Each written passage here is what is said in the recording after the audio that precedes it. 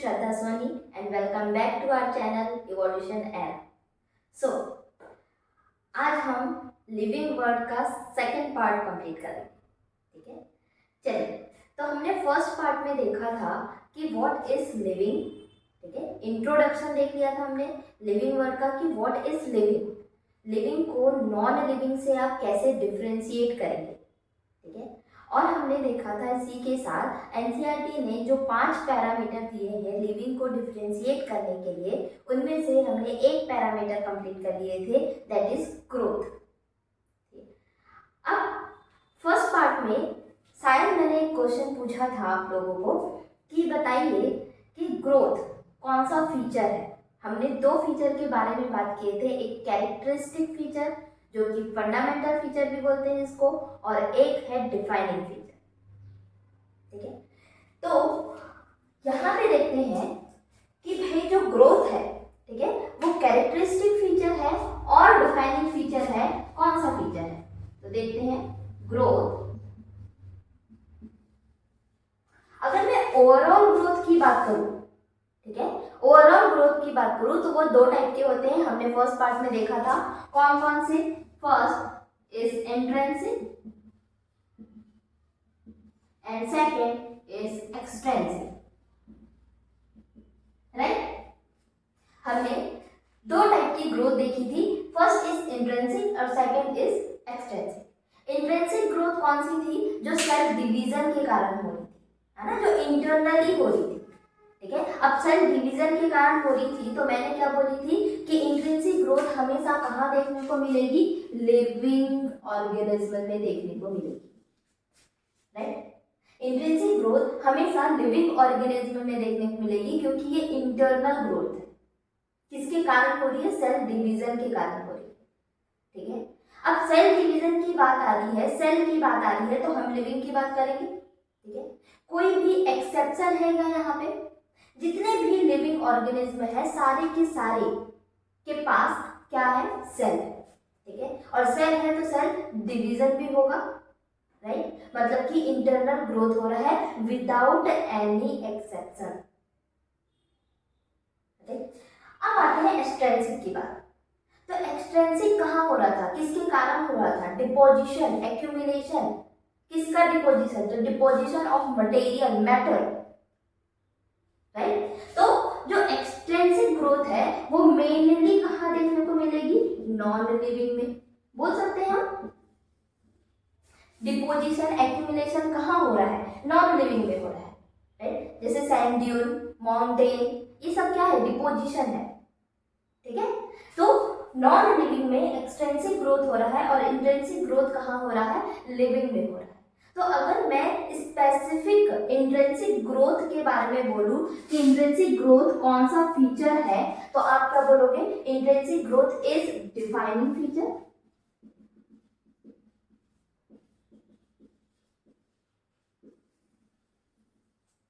Correct है. ठीक है, अगर आपको क्वेश्चन आ रहा है कि बताइए इंट्रिंसिक ग्रोथ कौन सा फीचर है तो आप क्या बोलोगे? Defining feature. ठीक है, लेकिन अगर मैं ओवरऑल ग्रोथ की बात करूं तो जिसमें एक्सट्रिंसिक ग्रोथ भी आ रही है तो एक्सट्रिंसिक ग्रोथ कौन सा फीचर हो जाएगा आपका? जो नॉन लिविंग में भी हो रही है और लिविंग में भी हो रही है ना. अगर मैं ओवरऑल ग्रोथ की बात करूं तो लिविंग में भी हो रही है और नॉन लिविंग में भी हो रही है. तो ओवरऑल ग्रोथ को अगर मैं डिफाइन करूं तो कौन सा फीचर कहलाएगा? ये कहलाएगा आपका कैरेक्टरिस्टिक फीचर.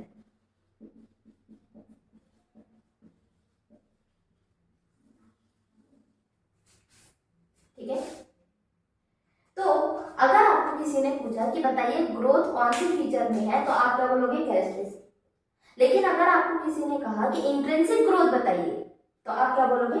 Defining feature. इसका मतलब कि जो ग्रोथ है वो दोनों टाइप के फीचर शो कर रहा है, कैरेक्टरिस्टिक भी शो कर रहा है और डिफाइनिंग भी शो कर रहा है.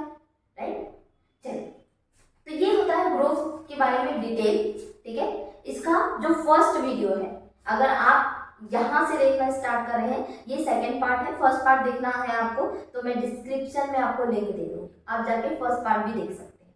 ओके, चलिए, तो आज हम सेकंड पैरामीटर के बारे में डिस्कस करेंगे जो कि है रिप्रोडक्शन. ठीक है। सबसे पहले रिप्रोडक्शन के बारे में जानते हैं कि भाई क्या होता है रिप्रोडक्शन, क्या है रिप्रोडक्शन, वर्ड का मीनिंग। ठीक है, चलिए देखिए रिप्रोडक्शन दो वर्ड से मिला है, कौन कौन सा, फर्स्ट री और सेकेंड प्रोडक्शन। ठीक है, री का मतलब क्या होता है, अगेन, री का मतलब अगेन।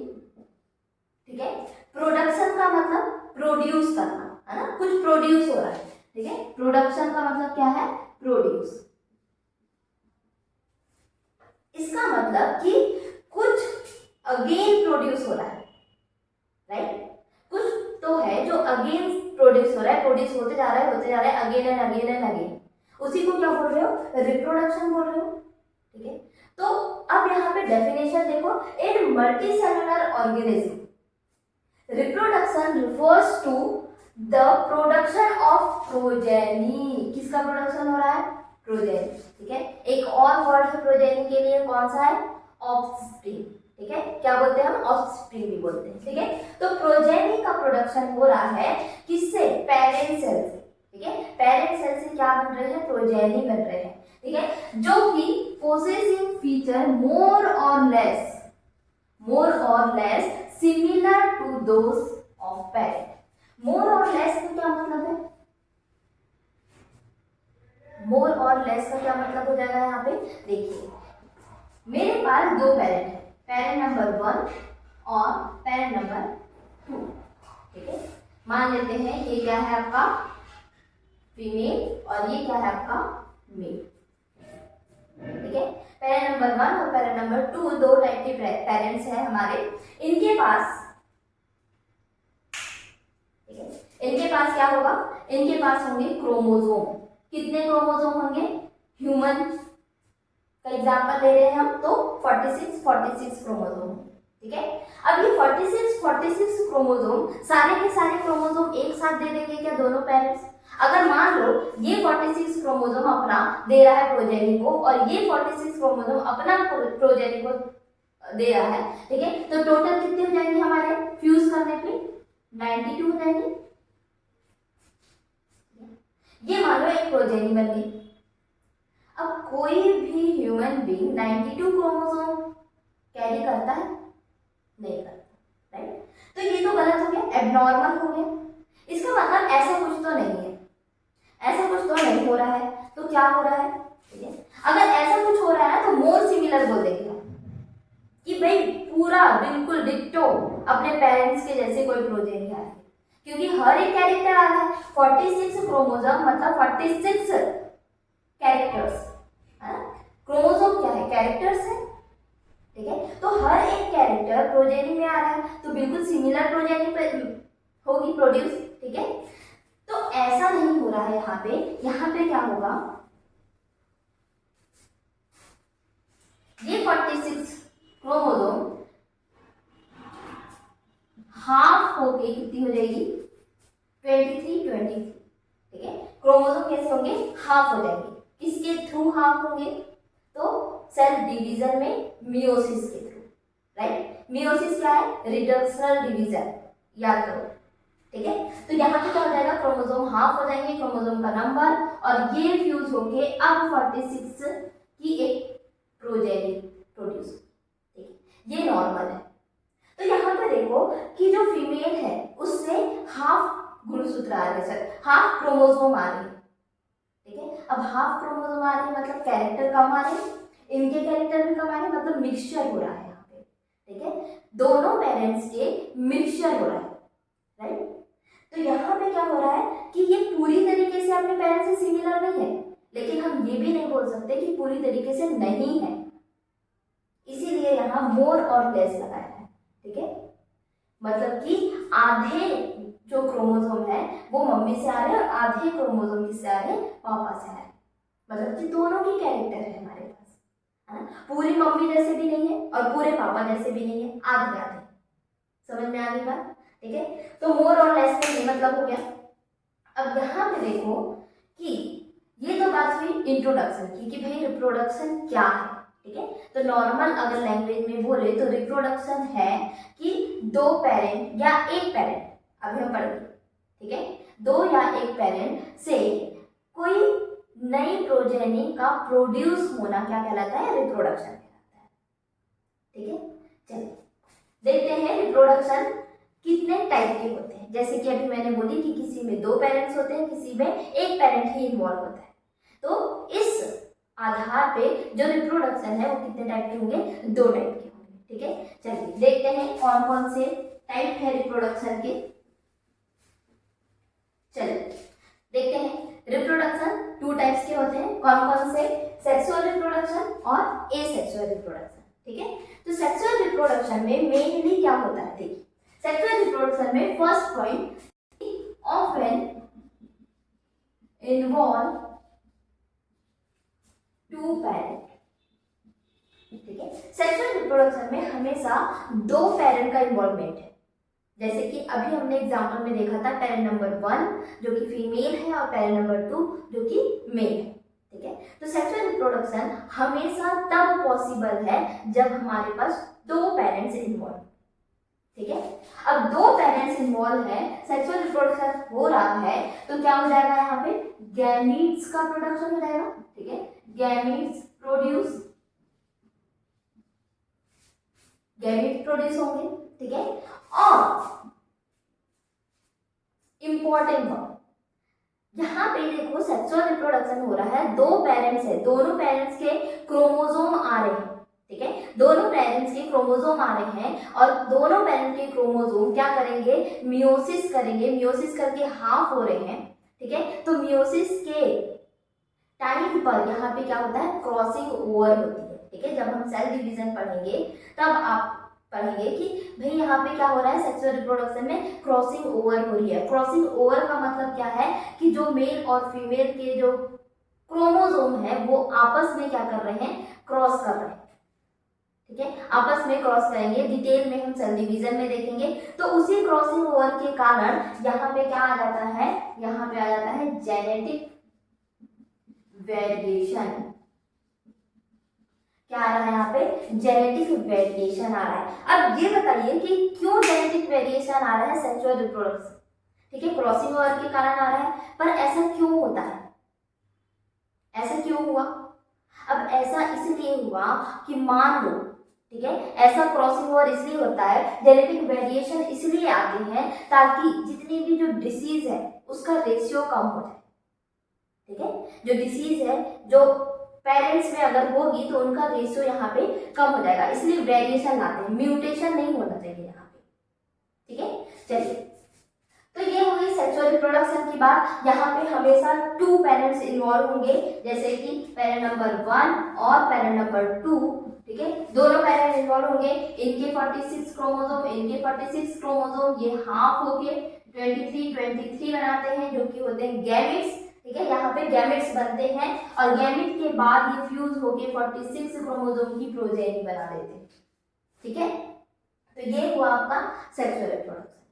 तो यहाँ पे दो पेरेंट्स इन्वॉल्व होंगे, गैमेट प्रोडक्शन होगा और जेनेटिक वेरिएशन होगा, क्योंकि इस प्रोजेनी के पास ये दोनों पेरेंट्स के क्रोमोसोम का मिक्सचर है, ठीक है। तो यहाँ पे इसलिए ये क्या हुआ, एक नई प्रोजेनी वेरिएशन के साथ, समझ में आ गई बात, ठीक है। वैसे ही अगर हम एसेक्सुअल रिप्रोडक्शन की बात करें तो ए मतलब क्या होता है, अब्सेंट, ठीक है।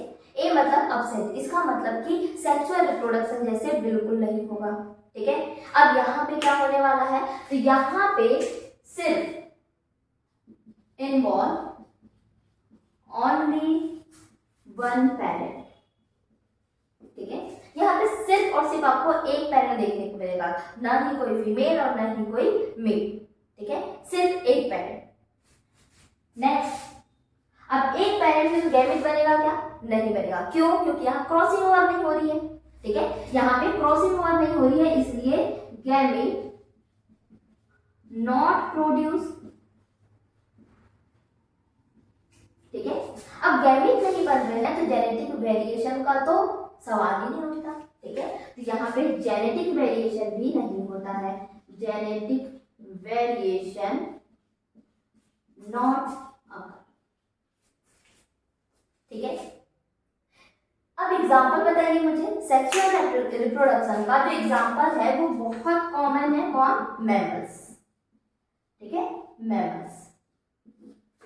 कॉमन एग्जाम्पल ले लेते हैं सेक्सुअल रिप्रोडक्शन का, कौन हो जाएगा? मैमल्स हो जाएगा। लेकिन ए सेक्सुअल रिप्रोडक्शन के एग्जाम्पल बहुत सारे हैं, ठीक है। अलग अलग लिविंग ऑर्गेनिज्म जो ए सेक्सुअल रिप्रोडक्शन करते हैं वो अलग अलग टाइप के ए सेक्सुअल रिप्रोडक्शन करते हैं। इसके बाद हम टाइप देख लेते हैं, ठीक है। इनका डिटेल नेक्स्ट चैप्टर में आएगा, बस यहाँ ओवरव्यू देख लेते हैं थोड़ा सा, ठीक है, कि कौन कौन से एग्जाम्पल्स हैं और कौन कौन से ए सेक्सुअल रिप्रोडक्शन के टाइप है, ठीक है। चलिए, ये कुछ 5 टाइप के ए सेक्सुअल रिप्रोडक्शन है, ठीक है। अलग अलग लिविंग ऑर्गेनिज्म अलग अलग टाइप के ए सेक्सुअल रिप्रोड्यूस शो करते हैं, ठीक है। एक देखो ए सेक्सुअल स्पोर, ठीक है। अब स्पोर अगर मैं बोलूं तो वो सेक्सुअल रिप्रोडक्शन होता है, ठीक है। सेक्सुअल रिप्रोडक्शन कुछ कुछ प्लांट्स में स्पोर के फॉर्म में होता है, ठीक है। लेकिन यहाँ पे हम बात कर रहे हैं ए सेक्सुअल स्पोर, ठीक है। जनरली ए सेक्सुअल स्पोर किसमें दिखाई देता है? तो वो है फंजाई, ठीक है। फंजाई में आपको ए सेक्सुअल स्पोर के फॉर्म में रिप्रोडक्शन होते हुए दिखाई देगा, ठीक है। नेक्स्ट है बडिंग। बडिंग जनरली किसमें होता है? तो हाइड्रा और ईस्ट, ठीक है। नेक्स्ट है रीजनरेशन। रीजनरेशन किसमें होता है? जनरली प्लेनेरिया में होता है, ठीक है। नेक्स्ट है फ्रेगमेंटेशन। फ्रेगमेंटेशन किसमें होता है? अब जो फ्रेगमेंटेशन है, फ्रेगमेंटेशन का मतलब है थ्रेड लाइक स्ट्रक्चर, ठीक है। तो जितने भी थ्रेड लाइक स्ट्रक्चर है वो सारे के सारे फ्रेगमेंटेशन के द्वारा क्या कर रहे हैं? रिप्रोडक्शन करते हैं, ठीक है। एग्जाम्पल फिलामेंटस एल्गी, लाइकेन और मोसेस, ये सारे के सारे फ्रेगमेंटेशन के द्वारा रिप्रोडक्शन करते हैं, ठीक है। नेक्स्ट है बाइनरी फिजन, बहुत कॉमन है, किसमें दिखाई देगा? बैक्टीरिया में, ठीक है। देखते हैं एक कि बडिंग से देखते हैं, है ना, बडिंग क्या होता है, ठीक है। इसको डिफाइन करते हैं। देखो इसमें देखो सबसे पहले क्या होता है कि ये एक पेरेंट सेल है, ठीक है। ये एक पेरेंट सेल है, पेरेंट सेल, और इनके पास क्या है आपका? ये क्या है आपका? पेरेंट सेल, ठीक है। ये जो पेरेंट सेल है यहाँ पे एक छोटा सा बर्ड लाइक स्ट्रक्चर बन जाता है, ये, ठीक है। ये पेरेंट सेल है, पेरेंट सेल के पास एक क्या बन गया? छोटा सा बर्ड लाइक स्ट्रक्चर बन गया, ठीक है। कुछ टाइम बाद क्या हो रहा है? डिवीजन के बाद क्या होगा कि ये दोनों, एक पेरेंट सेल अलग और छोटा सा जो बर्ड लाइक स्ट्रक्चर था वो एक नया प्रोजेनी बनके तैयार हो गया, ये। अब यहाँ पे आपको दिख रहा होगा कि दोनों का साइज अलग अलग है, ठीक है। जो पेरेंट सेल है वो आप बता सकते हो कि हाँ ये पेरेंट सेल है, और जो डॉटर सेल है उसको आप बता सकते हो कि कौन सी डॉटर सेल है और कौन सा पेरेंट सेल है, क्योंकि साइज अलग है। अभी साइज अलग क्यों हुआ? क्योंकि यहाँ पे क्या हुआ आपका? अनइक्वल साइटोप्लाज्म डिवीजन, ठीक है। जब आपका सेल डिवीजन हो रहा था तो उसमें 2 टाइप के डिवीजन होते हैं, एक कैरियोकाइनेसिस और एक साइटोकाइनेसिस, ठीक है। अब आगे पढ़ेंगे सेल डिवीजन में। तो जहाँ साइटोकाइनेसिस होता है वहाँ साइटोप्लाज्म का डिवीजन होना होता है, ठीक है। तो यहाँ पे क्या हो रहा है कि जो साइटोप्लाज्म का डिवीजन है वो अनइक्वल तरीके से हो रहा है, जिसकी वजह से एक सेल का साइज कैसा है? छोटा, और एक सेल का साइज कैसा है? बड़ा, ठीक है। तो बड़े में आप साफ साफ बता देंगे कि कौन सी पेरेंट सेल है और कौन सी डॉटर सेल, समझ में आ गया, ठीक है। अब आते हैं रीजनरेशन। रीजनरेशन आपने नॉर्मली अपने अपने घरों में छिपकली में देखा होगा, ठीक है। तो क्या वो रीजनरेशन और ये वाला रीजनरेशन दोनों एक ही है? तो आंसर होगा नहीं। छिपकली में जो रीजनरेशन होता है वो क्या हो रहा है? छिपकली की जो पूंछ है वो कट जाती है, कटने के बाद कुछ टाइम बाद आपने देखा होगा कि छिपकली नई पूंछ का फॉर्मेशन कर देती है।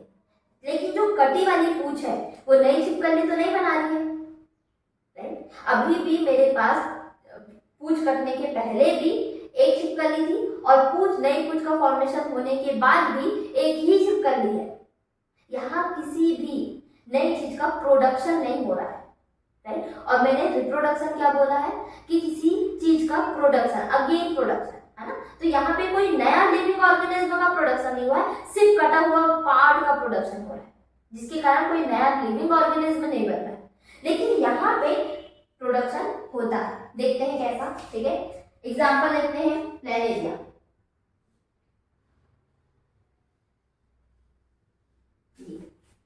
ठीक है, इस टाइप का कुछ प्लेनेरिया होता है तो स्ट्रक्चर। अब यहाँ पे मैं इसको 3 पार्ट में डिवाइड कर देती हूँ। एक अपर पार्ट, ये रहा मिडिल पार्ट, और ये लोअर पार्ट। ठीक है, ऊपर वाला क्या है आपका अपर पार्ट, नीचे वाला बीच वाला क्या है आपका मिडिल पार्ट, और नीचे वाला क्या है आपका लोअर पार्ट। ठीक है, अभी तीनों पार्ट अलग अलग, इनमें तीनों पार्ट में इतनी कैपेसिटी है कि नया नया क्या करें, रीजनरेट करके नया नया क्या कर ले, ये नया ऑर्गेनिज्म बना ले। ठीक है, मतलब कि एक नया प्लेनेरिया बना लेते हैं। देख लेते हैं। ठीक है, अपर पार्ट में देखो क्या है, सिर्फ अपर पार्ट है, तो इसको क्या रीजनरेट करना है, मिडिल पार्ट और लोअर पार्ट। ठीक है, तो ये क्या करता है, मिडिल पार्ट जनरेट करता है और लोअर पार्ट जनरेट करता है, ये एक प्लेनेरिया बन गया। ठीक है, अब मिडिल पार्ट देखो, इसके पास क्या है, मिडिल पार्ट है, तो इसको अपर पार्ट जनरेट करना है और एक लोअर पार्ट। ठीक है, लोअर पार्ट के पास क्या है, लोअर पार्ट है, तो इसको एक मिडिल पार्ट जनरेट करना है और एक अपर पार्ट। ठीक है, तो मेरे पास अभी एक प्लेनेरिया था, अब तीनों जो अपर पार्ट, मिडिल पार्ट और लोअर पार्ट है, वो तीनों ने एक नया नया प्लेनेरिया बना दिया। ठीक है, तो एक से कितने बन गए अपने पास, 3 प्लेनेरिया बन गए। तो यहाँ पे क्या हुआ, रीजनरेशन के साथ रिप्रोडक्शन हो गया। राइट, ठीक है। नेक्स्ट देखते हैं फ्रेगमेंटेशन। फ्रेगमेंटेशन जैसे कि मैंने कहा कि थ्रेड लाइक स्ट्रक्चर वाले ऑर्गेनिज्म में ही आपको देखने को मिलेगा। तो इनका स्ट्रक्चर मान लो ऐसा है, थ्रेड लाइक स्ट्रक्चर। ठीक है, और किसी भी वजह से ये थ्रेड कैसा हो गया, ब्रेक हो गया। ठीक है, किसी भी वजह से, मान लो किसी भी वजह से ये थ्रेड क्या हो गया, ब्रेक हो गया, तो यहाँ पे हम ब्रेक कर देते हैं। ठीक है, चलो देखते हैं। अब यहाँ पे क्या हो गया, ये वाला अलग पार्ट बन गया, ये अलग हो गया और ये अलग हो गया। तो अब मेरे पास देखो, पहले क्या था, एक थ्रेड लाइक स्ट्रक्चर था। ठीक है, एक लिविंग ऑर्गेनिज्म था, मान लेते हैं जो फिलामेंटस एल्गी है वो एक एल्गी थी। ठीक है, टूटने के बाद ये कैसी हो गई, 3 पार्ट में डिवाइड हो गई, और इन तीनों पार्ट अब बोल रहे हैं मैं अलग एक एल्गी हूं अपना। ठीक है, तीनों पार्ट बोल रहे हैं हम अलग अलग हो गए हैं, अब हम अपना जीवन खुद बिताएंगे। ठीक है, तो एक फिलामेंटस एल्गी से 3 फिलामेंटस एल्गी का प्रोडक्शन हो गया, किसके द्वारा, फ्रेगमेंटेशन के द्वारा। ठीक है, तो इसलिए इसको क्या बोल रहे हैं, फ्रेगमेंटेशन। ठीक है, नेक्स्ट है बाइनरी फिजन। बहुत कॉमन एग्जांपल है बैक्टीरिया। आपने देखा होगा नॉर्मल डिवीजन, सेल डिवीजन के द्वारा यहाँ पे क्या हो रहा है, रिप्रोडक्शन हो रहा है। और कौन सा, सेल डिवीजन, तो यहाँ पे क्या हो जाएगा, माइटोटिक हो जाएगा। क्यों, क्योंकि यहाँ पे जो एक पेरेंट इन्वॉल्व है, ठीक है, वो अपनी सिमिलर इक्वेशनल डिवीजन करेगा, सिमिलर तरीके से क्या प्रोजेनी का प्रोडक्शन करेगा। ठीक है, तो मेरे पास एक सेल है। ठीक है, ये क्या करेंगे, आपके 2 सेल में डिवाइड हो जाएंगे।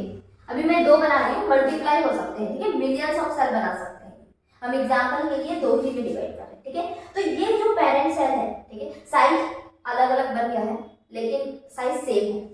ठीक है, साइज सेम रखना आप लोग। ठीक है, तो ये जो पेरेंट सेल है और ये जो 2 डॉटर सेल है, ये दोनों बहुत सिमिलर है, पूरे 100% सिमिलर। ठीक है, क्योंकि हमने यहाँ माइटोटिक किया, माइटोटिक क्या है, इक्वेशनल डिवीजन कहलाता है। ठीक है, तो एक सेल के जैसे ही दोनों सेल बने, इसका मतलब यहाँ पे क्या हुआ, ये दोनों सेल सिमिलर है, इसको क्या बोलोगे आप, क्लोन बोलोगे। और ये क्लोन कैसे बने, सिमिलर कैसे हुआ, तो यहाँ पे क्या हो जाएगा, इक्वल साइटोप्लाज्म डिवीजन हो जाएगा। ठीक है, यहाँ पे क्या हो रहा है, इक्वल साइटोप्लाज्म डिवीजन। ठीक है, ये क्यों हो रहा है आपका, इक्वल साइटोप्लाज्म डिवीजन होता है। जो साइटोकाइनेसिस है उसमें जो साइटोप्लाज्म का डिवीजन होना है वो इक्वली पार्ट में होता है। ठीक है, इसलिए आप यहाँ नहीं बता सकते कि भाई कौन सा डॉटर सेल है और कौन सा पेरेंट सेल है, बिल्कुल भी आप डिफ्रेंशिएट नहीं कर पाओगे, लेकिन आप बर्डिंग में डिफ्रेंशिएट कर लोगे। ठीक है, क्यों, क्योंकि वहां अनइक्वल साइटोप्लाज्म डिवीजन हो रहा है। इतनी बात समझ में आ गई। ठीक है, तो क्वेश्चन आपको पूछ सकता है कि बताइए बर्डिंग में पेरेंट सेल और डॉटर सेल को आप डिफरेंशिएट कर सकते हैं या नहीं कर सकते, और क्यों कर सकते हैं। ठीक है, तो याद रखना, अनइक्वल साइटोप्लाज्म डिवीजन के कारण। ठीक है, और यहाँ पे इक्वल साइटोप्लाज्म डिवीजन के कारण आप डिफरेंशिएट नहीं कर सकते। ठीक है, होप सो आपको इतना समझ में आ गया होगा। चलिए, अब छोटा सा कॉन्सेप्ट बच गया है जिसको हम देखते हैं, ठीक है। उसके बाद ये वाला टॉपिक तो आपका खत्म हो गया, रिप्रोडक्शन, ठीक है। नेक्स्ट हम मेटाबॉलिज्म पढ़ेंगे। चलिए, तो ये दो कॉन्सेप्ट है, एक यूनिसेलुलर ऑर्गेनिज्म में देखेंगे और एक मल्टीसेलुलर ऑर्गेनिज्म में देखेंगे, ठीक है।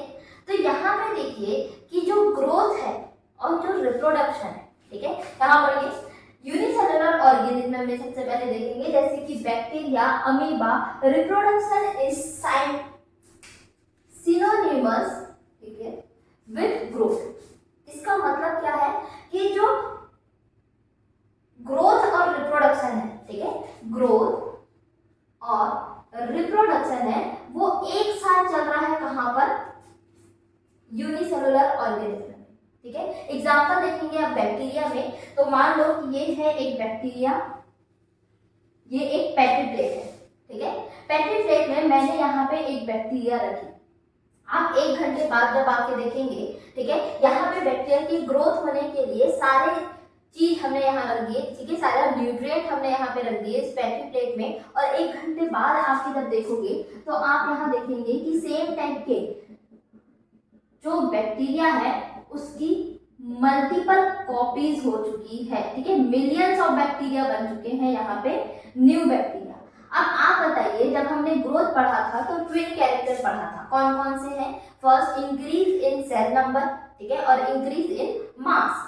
तो यहाँ पे बताइए कि एक बैक्टीरिया यूनिसेलुलर है, एक सेल है, ठीक है, एक सेल है। अब यहाँ पे देखो एक सेल से multiple of millions of bacteria बन गए, मतलब मिलियंस ऑफ सेल्स बन चुके हैं। तो यहाँ पे इंक्रीज इन सेल हुआ कि नहीं, इंक्रीज इन सेल नंबर ये हुआ, ठीक है, और इसी को तो हम ग्रोथ भी बोलते हैं, इसी को तो हम ग्रोथ भी बोलते हैं। इसका मतलब ये क्या हो रही है, ग्रोथ हो रही है। और रिप्रोडक्शन क्या हो रहा है, रिप्रोडक्शन एक सेल, एसेक्सुअल रिप्रोडक्शन में क्या होता है कि एक पेरेंट होता है, ठीक है, वो अपने तरीके के बहुत सारे क्या बना रहे हैं, नए प्रोजेनी बना रहे हैं। तो यहाँ वही तो हो रहा है कि एक सेल है, एक सेल अपने जैसे ही नए प्रोजेनी बना रहे हैं, ठीक है। तो यहाँ पे रिप्रोडक्शन भी हो रहा है, ये इसको हम रिप्रोडक्शन भी बोल सकते हैं ना, ठीक है। तो यहाँ पे क्या हो रहा है कि जो ग्रोथ है और जो रिप्रोडक्शन है वो कैसा है, साथ साथ में चल रहा है, साइमल्टेनियसली चल रहा है, ठीक है। तो इसके लिए एक वर्ड है म्यूचुअली इंक्लूसिव इवेंट, ठीक है। तो हमेशा आप यूनिसेलुलर ऑर्गेनिज्म में देखेंगे कि म्यूचुअली इंक्लूसिव इवेंट होता है किसके बीच में, तो ग्रोथ और रिप्रोडक्शन के बीच में, दोनों साइमल्टेनियसली चलते हैं, ठीक है। वहीं पे अगर मैं मल्टीसेलुलर ऑर्गेनिज्म की बात करूं, जैसे कि हायर प्लांट और एनिमल, ठीक है, इनमें ऐसा कोई इवेंट नहीं दिखाई देता, ग्रोथ अलग चल रहा है और रिप्रोडक्शन अलग चल रहा है, ठीक है। आप ये नहीं बोलोगे कि जब रिप्रोडक्शन हो रहा है तो ग्रोथ हो रही है, आपकी ग्रोथ नहीं हो रही है वहां पे, है ना। जब रिप्रोडक्शन होता है तो आपकी इंडिविजुअल ग्रोथ नहीं हो रही है, आपने रिप्रोड्यूस किया है, नए प्रोजेनी प्रोड्यूस किया है, ठीक है, उसमें आपकी ग्रोथ का कोई भी कुछ भी नहीं, ठीक है। तो यहाँ पे उसके लिए वर्ड आ जाएगा म्यूचुअली एक्सक्लूसिव इवेंट, ठीक है। इसको कैसे लिखोगे आप, growth not simultaneously occur with reproduction, ठीक है। समझ में आ गया बात, ठीक है। तो दोनों वर्ड का मतलब समझ में आ गया, म्यूचुअली इंक्लूसिव इवेंट और म्यूचुअली एक्सक्लूसिव इवेंट। इंक्लूसिव मतलब ग्रोथ और रिप्रोडक्शन साथ साथ में साइमल्टेनियसली चलते हैं, और एक्सक्लूसिव मतलब क्या होता है, ग्रोथ और रिप्रोडक्शन जो है अलग अलग चलते हैं, ठीक है, साइमल्टेनियसली नहीं हो रहा है। समझ में आ गया, ठीक है। तो यहाँ पे आपका रिप्रोडक्शन का पार्ट होता है खत्म, ठीक है। आज के लिए हम यही रुकते हैं, कल हम मेटाबॉलिज्म कर लेंगे, जितने भी पैरामीटर हमारे बचे हैं, क्या क्या बचे हैं, मेटाबॉलिज्म बचा है, सेलुलर ऑर्गेनाइजेशन बचा है और कंसिस्टेंस बचा है, ठीक है। तो कल हम थर्ड पार्ट में वो तीनों कंप्लीट कर लेंगे, ओके। तो आज का वीडियो अगर आपको पसंद आया हो तो लाइक कीजिए, शेयर कीजिए और सब्सक्राइब कीजिए, ठीक है। थैंक यू सो मच, आज के लिए बस इतना।